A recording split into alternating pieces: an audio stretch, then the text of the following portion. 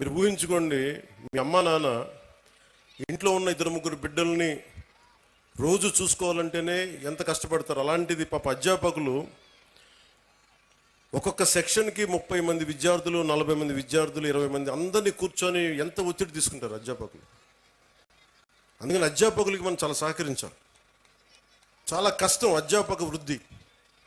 ఈ దేశం బాగుండాలి అంటే కాంట్రాక్టర్లు కాదు మనం పెట్టాల్సింది డబ్బులు, అధ్యాపకుల మీద పెట్టుబడి పెట్టాలి. అధ్యాపకులను గనక నిజంగా గనక బడ్జెట్ పెంచితే, అధ్యాపకుల మీద కనుక పెట్టుబడి పెడితే, వాళ్ళ కనుక నిజంగా విలువలతో ఉన్న అధ్యాపకుల్ని బయటికి తీసుకెళ్తే ఈ దేశం చాలా అత్యంత అద్భుతంగా ఉంటుంది. అందుకని అధ్యాపక వృత్తి హైయెస్ట్ పెయిడ్ జాబ్ అవ్వాలని నా కోరిక. ఆ రోజు జరుగుద్దా నాకు తెలియదు, కానీ నా ప్రయత్నం నాకు చేస్తాను.